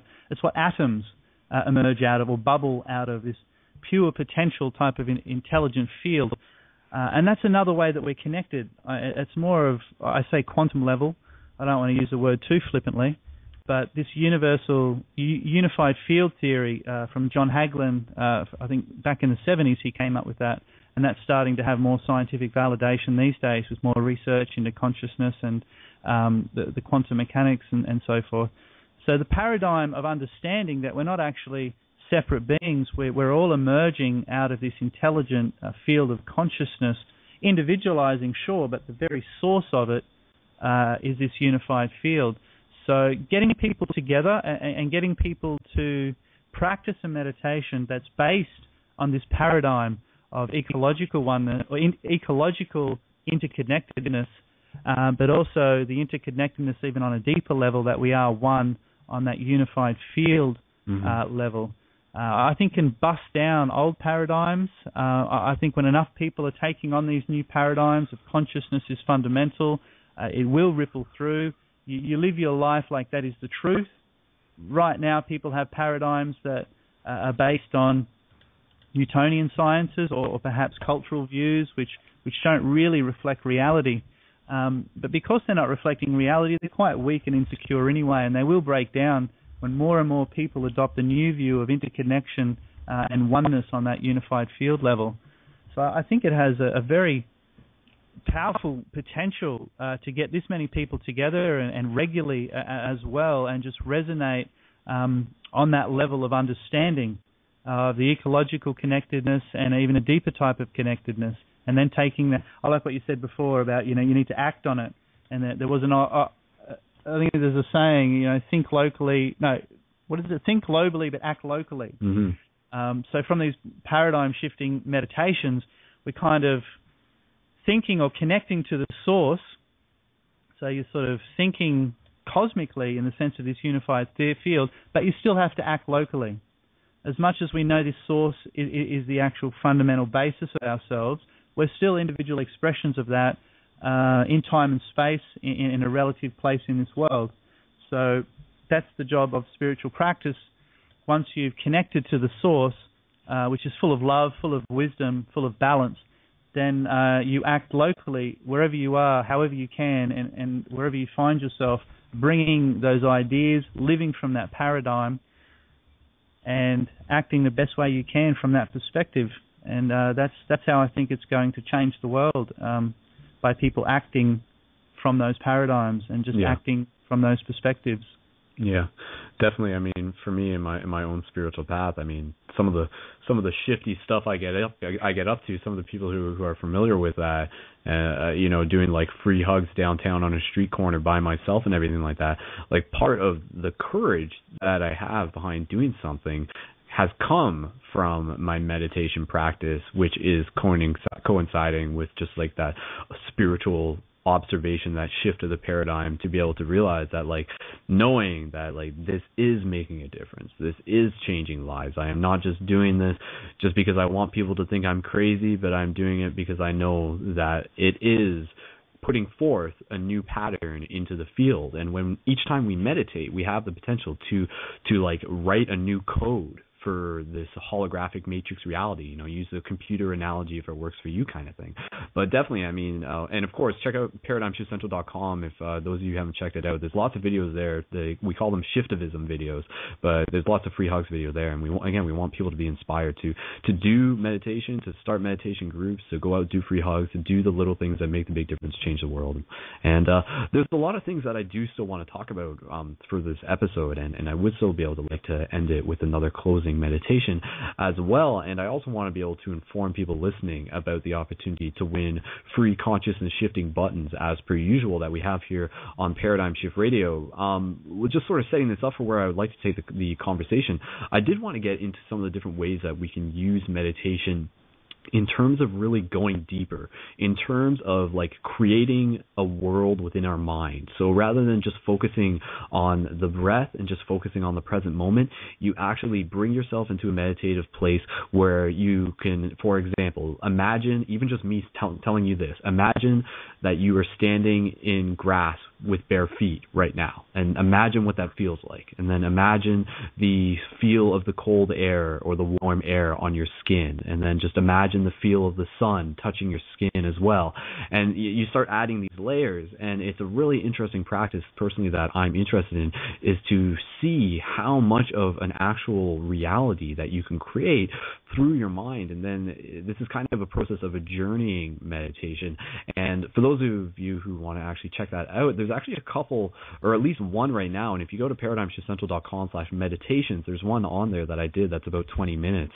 And that's actually a recording from inside one of our Paradigm Shift London meetings. But I'd be curious to talk a little bit more about that. And then I actually want to get more into the advanced meditation technique that I was talking about with the meditation ball, and what I think I may be sort of tapping into with that. And before I do that, though, just sort of backstepping and making sure that everybody's synced up. So just excuse me, but just take a second, because we sort of do this every episode, and I just want to make sure that everybody is aware. So every episode at Paradigm Shift Radio, we have an opportunity to give the listeners a chance to win free consciousness shifting buttons. And the free consciousness shifting buttons are tools that we use to help hack the matrix, which is exactly what we were talking about doing the free hugs thing, planting those seeds. And what these buttons are, they are buttons with consciousness shifting symbols on them, such as the Eye of Ra, the Flower of Life, the Yin Yang, the Meditating Buddha, things such as that. And they have the website for the main project, so you can use a button to initiate a conversation with a person, and you can get them synced up with this project. You can get them to find out, you can get them to listen to this exact radio show here and all the other awesome stuff, including the Journey to Lucidity movie and so forth. And the way how you can get the opportunity to win those buttons is simply by sending a Facebook message to facebook.com/Paradigm Shift Radio before the end of the show, and we'll do that raffle at the end of the show. So again, send a message to facebook.com/Paradigm Shift Radio to get in the draw for the shift buttons, or you can order them through ParadigmShiftCentral.com/buttons and use the promo code PSR to get bonus buttons in your order. So again, that's just a wonderful thing that we're fortunate enough here to be able to help synchronistically give to people out in the community, to give them the tools and the initiative to help change the world where they are, and to help create a paradigm shift community where they are. So yeah, just bringing everybody up to speed on that. So just going back to the guided meditation idea, I'd be curious, Chad, to hear your thoughts on that. So we're just sort of setting this up. Again, like, what is your personal Actually, okay, hold on. Actually, I just need to backstep a little bit before we get into the advanced stuff, because I did sort of remember something else that I was going to say. In terms of actually giving some direction for people who may be new to meditation, who haven't necessarily developed it as a practice yet, my own personal suggestions to get people into the habit of meditating, because that's the thing, you really want to be able to create a habit of it. And if you can find a consistent space to do it in, that is very important. So whether that be your room, or whether that actually be going out for a walk and finding a place in nature. Finding a place in nature makes meditating a lot easier to do, and I think all of us will agree with that. And then even just taking some music with you and bringing it with you and putting on your MP3 player. You know, an example could be like put on some Tool. A lot of people are familiar with Tool, very conscious music, and just listening to that, and then again just focus on the breath, and also focusing on stillness is something that I'm particularly interested in. And just be able to focus on the breath and just bring your awareness into the fact of how good it feels to be alive and to be connected with the breath and just appreciate the nature around you. But again, those are just sort of like the beginning steps. So if you can go out into nature and relax for 5-10 minutes, then you have meditated. Because a lot of people want to get sort of caught up on the specifics of like, am I doing meditation right? I don't know for sure. But I say that among other things, if you go into meditation and you come out of it more relaxed than when you started, then you have successfully meditated in that sense. So never be too hard on yourself when you meditate. And the lesson that you're going to get out of it is always going to be the experience that you receive. So just be open to it and just be able to like let go of a meditation. So be able to say like, wow, that was awesome, but not even holding on to it, even if it is like super crazy for some reason, and then just be able to continue the practice, continue to tune your instrument, to sharpen your sword, whatever metaphor that you want to use, to become, to develop, to evolve the relationship with your own mind is one of the things. But again, so Chad, what are your sort of insights on the idea of more advanced journeying meditation? And again, what I mean by that is a meditation where either we're telling it within our own mind or somebody is walking us through it and sort of creating that reality within our head. And what do you think is actually, from a metaphysical point of view, actually happening there when we can actually like feel what it is that we are imagining and taste what it is that we're imagining and you know, et cetera, when we can actually tap into that reality within our own mind and live it and create it? Yeah, well, the projection of our mind and our imaginations are really powerful. The stress comes because we imagine things that are going wrong in our minds, and our brains actually don't know the difference between the stressful thing happening right now in real time, or if you're imagining that it could happen next week, or if you're reliving something that happened last week. The same physiological responses happen in your body. So it's very important to understand that even just thinking about stressful events, your body goes into the fight or flight situation, and that has negative effects on your health system. So imagining and what you hold in your mind is very, very, very, very powerful. I think mindfulness is the start of all of this. Once again, I think, like you mentioned before, most people just think that they are their thoughts. They have no idea that they can actually step away from their thoughts and watch their thoughts from the place of observance. And I think it's an important lesson to learn that you can choose your paradigm. Our paradigms or our belief systems are type of software that we're running, and we get the results of what that software is. And there are better and worse ways of seeing the world, different beliefs, different paradigms. So when you can see things clearly, you can start to see the results of the way you think. So you can see that by thinking this way, this is the result. But I don't have to think that way. You can start to think another way, or visualize or experience yourself in another way, and it completely changes your experience.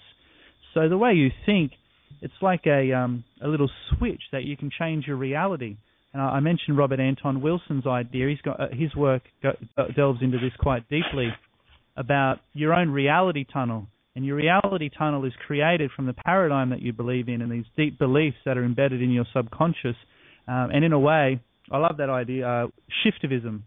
I love that little term that you said before, shiftivism, because that's what it can be about. You're learning to shift your fixed views that aren't natural. They've actually been given to us by our culture, and they often have agendas behind them as well. The hegemony of the time sort of usually privileges the ruling elite kind of thing. So we are all believing things that are privileging other people, but if we could think differently, we might have a chance to change that and change those paradigms. So mindfulness is the basis of this. When you start to understand the power of your thoughts and the power of imagination, you can consciously take control of these mechanisms and use them for your benefit and use them for other people's benefit. I like the idea of tuning in. I don't like being too prescriptive with meditation, because, like the Zen people say, teachers and spiritual teachers are kind of just pointing out the innate, natural intelligence you have within. So once you connect with that, how that looks in the person's life could be different. It could be someone going out and doing the free hugs thing, like you and Alone have been doing. It could look like anything. It could even be a soldier There's no going to war and somehow bringing that source into his environment. There's no prescriptive, definite set thing that this is what it's going to look like when you connect with source. And we can all, our egos start to compare and beat ourselves up and beat other people up because they're not doing it right, or you should or shouldn't be doing this. But the source is pure potential. So how that manifests in the present moment is purely up to the individual and the individual situation. So that's another thing that I mentioned, that you're tuning into a wisdom that's already there within you. And that's the ultimate type of meditation, being able to connect with that source and allow that to manifest into your present moment without the obstacles or hindrances of the ego stopping it and distorting it and using it for its own agenda. But getting back to more powerful meditations within the tantric systems of Tibetan Buddhism, some of the most powerful meditations are visualizing yourself as a being of light. And this is shiftivism, shifting the idea that we're made of matter, that our bodies are what we would call physical, which is separate from the mind. So that paradigm that we have, that our bodies are physical, can be shaken up by holding in your imagination the idea or the experience of yourself being made of light, and that light being in the nature of the source. So that light is love and intelligence itself. So that's one very powerful meditation in Tibetan Buddhism, is visualizing yourself as a being of light, and you're practicing the result already. So you're practicing visualizing yourself as an enlightened being.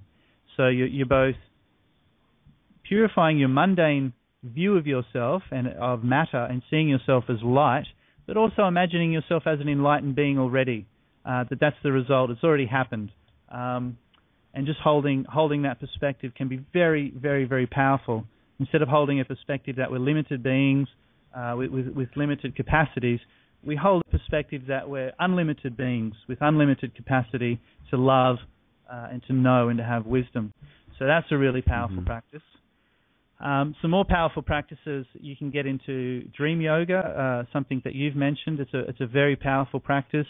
Lucid dreaming is very similar to mindfulness in a way. Lucid dreaming, you're aware that you're dreaming, you're aware what's going on inside the dream. You could say our waking life is like a dream reality. But when you meditate or become mindful, you become lucid.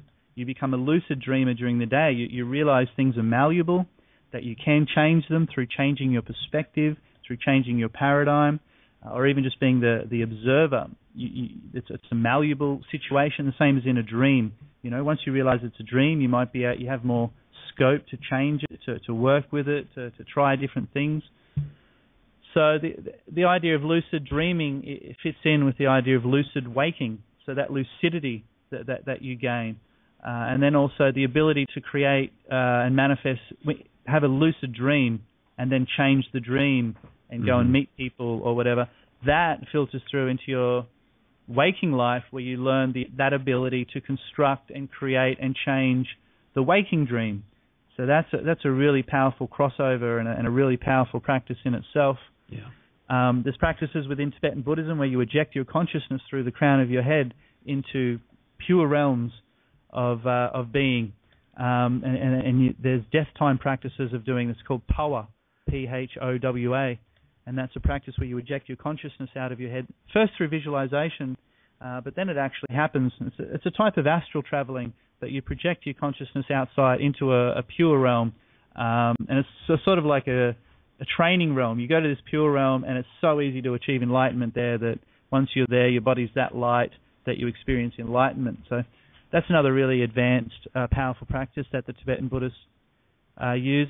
Another one is like the dream, and it's not this lucidity of a waking dream, but having the understanding that our normal waking experience is like a dream, that really what we are seeing as a fixed reality is actually very malleable, quite illusory. You could go into the understanding that our senses only see a very small spectrum of reality. Our eyes only see a very small spectrum of light. We can only hear a very small spectrum of sound. So what we're experiencing with our senses is only a very minute part of a broader reality that's going on. So you might not be able to access those broader realities, but you can understand that your current waking state is extremely limited and quite illusory. Illusory in the sense that you think that it's everything that it is. It's all that is, but it's not. So that's the illusory part of it. So seeing things as a dream, seeing things as an illusory projection, that helps to shake up your paradigms of fixed ideas of the way things are as well. Yeah. So there's a number of, these are all classed as tantric practices within Tibetan Buddhism, and the tantric practice of bringing that spiritual energy into making love, having a partner, sexual encounters as well. You can bring in all those ideas that we're dreaming, this is an illusion, at source we are one, and come into a sexual encounter with all these perspectives, and then merge as one. You can bring your kundalini up from your bottom chakras and things and raise it through your central channel and blast open your chakras and things like that. So using sex as part of your spiritual practice is also a very advanced type of meditation as well. So these are all, in Tibetan Buddhism, I'm actually being I'm being bad right now because I'm telling you this. In Buddhism, they like to keep this a secret, and you need to have initiations to even hear these teachings from these lamas. They basically teach mindfulness and compassion and the basic stuff, but they don't teach people this high tantric stuff until you join the club, join the church, get yourself a guru, and then they let you in on it. But I was kind of a bit radical from my Buddhist center, and I wanted people to know this stuff. I think it's empowering. I think it's knowledge of ourselves, so it shouldn't be kept secret. It's not like we're talking about someone else. We're talking about our own being, our own selves, how it works, these subtle mechanisms. So I think this time, and a lot of other teachers, I'm not the first to do it, of course, other people are talking about these things and making it more broadly available, these really powerful spiritual practices, which helps to transform our very being. Yeah. So, there's all those types of practices. Yeah, there's definitely, I mean, like I said, there's literally not, we wouldn't be able to run out of things to talk about in terms of the meditation discussion, and I would love to be able to continue to talk about this as much as possible, and some of this conversation will go into the after party as well, and just syncing people up with that. Every Paradigm Shift Radio, we continue the conversation through a live video Google Hangout. So for those of you who are new, go to facebook.com/Paradigm Shift Radio and keep an eye open for the Hangout link that I will post after we finish this episode, which will be in about 15 minutes, and time really does fly when you're keeping it shifty, as I've said before. But, a couple other things I would like to get into, while still on the topic of advanced meditation techniques and things, and just even personal experiences. And I would still like to do a closing meditation, but that literally only gives us like less than 10 minutes to sort of wrap this up, and we'll still do the button draw before we get into the meditation. But let me just get right into this. Right back to the beginning of the episode when I said that I just got back from returning from beyond infinity. As much as that sounds like I was like blasting off through some sort of psychedelic experience, what I was actually referring to is the job that I do on the side where I dress up as superheroes for kids' birthday parties every now and then. And that weekend, literally before the show, a couple hours, I was Buzz Lightyear before the show. And the reason why I'm telling you this is because there was actually a part where I was very low on oxygen well within the suit, because I was actually having to speak at the same time. And within that moment, I was like, oh man, like I need to consciously breathe right now, or else I'm gonna like faint myself. I'm going to just like run out of oxygen. So, I mean, the short story behind that was just being able to practically be able to use the awareness of connecting with our breath in a moment where we might find ourselves dealing with anxiety or something like that, and using the breath to connect us with that more calm, peaceful, familiar state of stillness that we develop through the relationship that we have with our meditation practice. Now, what I was talking about earlier that segues into this, going beyond infinity, is what I was talking about, how I've actually developed a practice of, let me explain this to you. So I have a meditation, like an exercise ball, one of the big rubbery sort of balls that you can like bounce around and sort of like lean over and do exercises on. I sit on that in lotus position, and I balance on the exercise ball, and I basically just hold that stillness as much as possible, and I stare into a mirror, and I'm either looking into my own eyes, I'm either eye gazing with myself or just looking behind me at some sort of object, either a mandala or something, and then I am making it my objective to find that pure stillness on the exercise ball, and to be able to just like be in that, even if it's just for like a second, because within that like second of stillness, there's like a moment of eternity, so to speak. But what's really interesting, and this is where I just want to give my own tips and stuff on terms of the meditation, I personally think that with meditation, when you get into the stillness, something very interesting happens, because I think when we are in that absolute stillness, the brain actually has the potential to release different chemicals, if that's how you want to refer to it. It sort of activates a certain potential or sequence that would otherwise not totally be possible if we were like flailing our arms around, because the energy is so subtle, and as soon as we sort of like move a limb, then the energy shifts from that part of the internal perception to wherever that body part might be. So within that stillness, and in this case, being on the stillness of the exercise ball has just been sort of an advanced way for me to develop this practice now that I've gotten used to it. But what I was talking about leading into this is the idea that if you practice open-eyed meditation, it can be a very interesting experience for you, because it will actually develop to this point where if you maintain stillness and you keep your eyes locked onto a position, you can either be looking at yourself in the mirror, looking at someone else, eye gazing, looking at a cool mandala, theoretically sun gazing if it's a proper time. That's a whole conversation in itself. Obviously, beginning of the day, end of the day, if you're going to do sun gazing. But when you're in that place of stillness and you're doing that eye gazing, you can sort of see that the illusion of reality actually begins to change. Like the veil sort of begins to shift.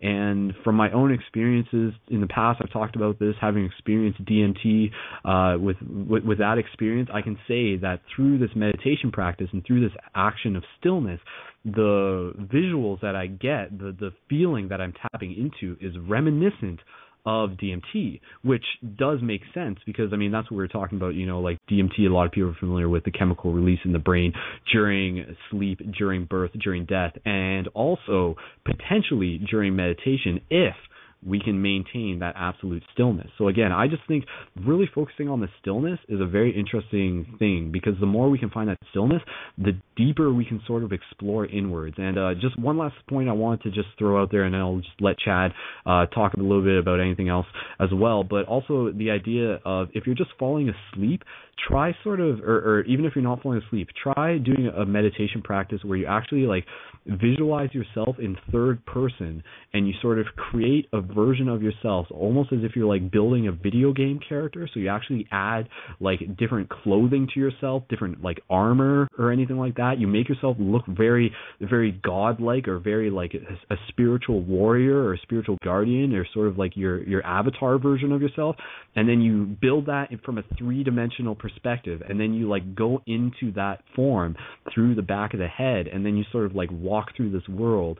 And it's just kind of an interesting thing, because you can sort of create this journey meditation for yourself. And last thing I was going to say is that from my own personal experience, sometimes when I fall asleep, I actually meditate of the idea of actually standing at the edge of a building and then letting myself fall off the edge of a cliff or a building, and then actually feeling the sensation of flying with wings, and actually imagining to myself what it feels like to have wings. And actually, it's just sort of like working that into a meditation and really focusing on what it feels like, and then making that like as real as possible for me, and then potentially transitioning that into a more wakeful dream state, so to speak. But again, there's lots of different ways that we can meditate, and we encourage you to get creative with it, and to be able to develop a relationship with that practice for yourself. But Chad, just passing it over to you. Any thoughts on anything that I just sort of dropped there, if you have any? Look, it's such a big world, isn't it? The spiritual world, and playing with these dimensions, and exploring, and being a psychonaut, and understanding ourselves more. And I like what your friend Derek said. He mentioned the simplicity of meditation. Yeah. And I think that's key to start with mindfulness. Is also not expecting too much when you start out. People can hear a lot of wonderful things about what may or may not happen, and seeing other dimensions, seeing other beings, experiencing yourself as oneness, and it can sort of work as to uninspire people, because the experiences of meditation are very boring. very mundane in a lot of ways, and that's been my experience as well, just with a lot of my meditation practice. So it can kind of be a lot of hard work, like exercise can be too. You know, the results are there. You have to put in the hard work. Mm-hmm. But I guess just to finish on the most important point is this simplicity point and a Zen-like type state, and the still point within the movement. The mind is always going to think, it's always going to create and move. Our bodies move, our minds move, the environment's constantly moving. We're hurtling around on this planet, spinning around the sun, you know, we're moving. But meditation gives you the refuge of finding that still point, the calm right in the center of the storm. So I think just as a starting point, as like a launch pad into other practices that use energy more, that might be more dynamic, I think that still point, finding that essence of stillness within you is the key. And that's a very simplistic, not simplistic, that's not the right word, it's simplicity. Bruce Lee said the art of simplicity is the highest intelligence, or something like that. But simplicity is the key, and just being simple and understanding that still point is your essence, and not getting too lost in the projections. Even though you can play with the projections, I think play is a good way of describing a lot of spiritual practice. Enjoying yourself, playing with this energy, reveling in it. Life's a festival. The starting point of meditation, I think, is finding that still point of awareness, that inner silence or inner space. And that's a kind of refuge. When things get crazy, you can always sort of fall back onto this refuge of this still point of awareness and this spaciousness. And that's where everything emerges from. That's where the creativity emerges from, the pure type of unconditional love, and a pure type of intuitive wisdom emerges from that still point. So I think if everyone on the planet could learn to, as a starting point, find that still point, and then start to identify with it instead of identifying with their ego or their relative stories, that's when a huge shift. There's a huge shift happening on this planet already, but I think it'll accelerate if we can all find our true selves, silent space within. Yeah, definitely. I mean, even what you were just talking about there, using meditation as a tool to sort of tap into creative inspiration, to brainstorm things in our head, to be able to filter out and reflect ideas around. That's, for myself as a filmmaker, as an editor, that's one thing that I actually do. I'll actually meditate and try and see what it is that I'm creating within the meditation, and then manifest that into my actions. So again, there's a lot to talk about in terms of meditation, and thank you so much, Chad, for being with us here tonight. We literally do only have 4 minutes left of live airtime, so at this point I just want to remind everybody again to be able to sync up with the global meditation that's going to be happening on February 15th, which is next Saturday. And if you go to theglobalmeditation.net, you can find the main website there, and there also is a Facebook page, which I'll post a link for in the show notes once the show is up on YouTube as well. And of course, connect with the page that Chad admins at facebook.com/meditationmasters for more tips and insight about meditation Chad is putting out there on a regular basis. And of course, check out thewayofmeditation.com/AU for more of Chad's work, and also some of the guided meditation examples that he was talking about. And of course, if anybody would like to be able to connect with me, you can add me at facebook.com/skullbabylon, and also at youtube.com/skullbabylon. And at this point, I will just invite everybody, as we sort of count down, we won't necessarily be able to get a full-on meditation within the last couple of minutes, but Chad will just give us some insight to go out on. If everybody wants to take this moment to post their Facebook profiles into the live chat, this will be a chance for you guys to add each other. So post your Facebook profile into the live chat now for the 63 users there if you want people to add and connect with you. So this is a great way for us as shifters to be able to connect with more friends. And I'm going to do the button draw right now. So doing this really quickly as I just sort of move my hands around in the bowl in a quick Om. So Om, and again, shift buttons are tools to help shift consciousness and hack the matrix. And this week's winner, the consciousness has chosen Juan Carl something. It's my writing, that's bad. But Juan is the winner of the shift buttons this week, so congratulations, Juan. Yeah, go Juan. And I'll send a message to him, and again, you can check out more about the shift buttons, what they're about, at paradigmshiftcentral.com/buttons, and order those for yourself with the promo code PSR, and again, awesome tools to use. So just seeing all those links in the live chat, thank you everybody so much for being a part of this episode tonight, and we will do the after party, so keep an eye open for that at the Facebook page for Paradigm Shift Radio, and of course like the page if you have not yet, and you can check out this episode and any of the past episodes at paradigmshiftcentral.com/PSR, so you can take Paradigm Shift with you wherever you need to go. And last plug, again, just reminding people to go check out the new trailer for the Journey to Lucidity movie at facebook.com/Journey to Lucidity, or go right to GoFundMe.com/Journey to Lucidity 2, and that's a consciousness shifting movie that is actually a catalyst to help educate people about themes of oneness and also dream exploration and mindfulness and meditation. And I think Chad actually has seen that movie. Chad, did you have a quick review on the Journey to Lucidity movie that you can share real quick if you've seen that? I thought it was an original piece of art. I loved it myself. I've recommended it to all my friends to watch. Yeah, I thought it was genuine. It was authentic. It was catching people spontaneously and getting spontaneous responses. Mm-hmm. I'd highly recommend it. I really love that work, Brendon. Awesome. Really. Awesome. Thank you, Chad. All right, so literally just with a minute left here, just giving the microphone to Chad. So Chad, just any last thoughts that you want to just put us out on, and feel free to just, if you want to bring in your singing bowl real quick, I'm just going to give you the microphone and we'll do the official outro with just the last 15 seconds. So thank you again to everybody, but Chad, please just lead us out of this episode with any final thoughts.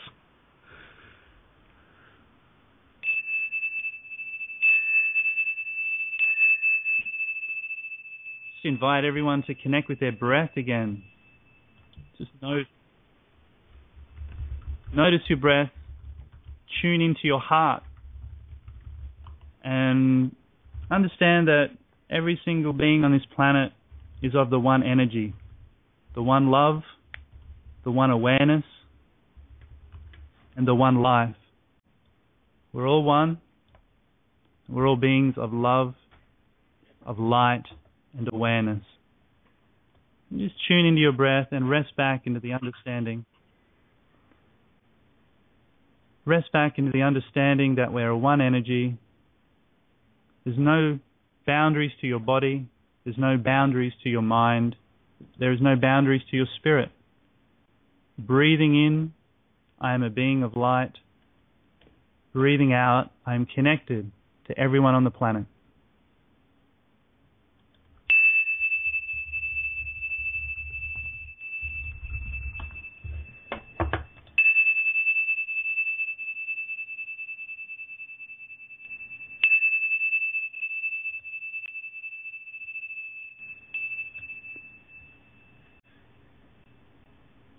Beautiful. All right, and we'll wrap it up there. Thank you so much to everybody who's been tuned in. And last thing I will mention, if you want to sign up as a monthly supporter, you can go to paradigmshiftcentral.com/donate for only $4 a month. Support the future of conscious media. But we are heading out live off the air. Thank you again, everybody, so much for being a part of this. Thank you to Chad. Check out all the links. And Chad, you can just join me in officially saying farewell to the internet as we play the outro music. So thank you again, Chad, and farewell for now, internet. Say bye for now. Yes, thank you everyone for your time. Peace. Peace and love, everybody. Go practice your meditation. Have fun. Every day. One love. Thanks, Chad. Thank you.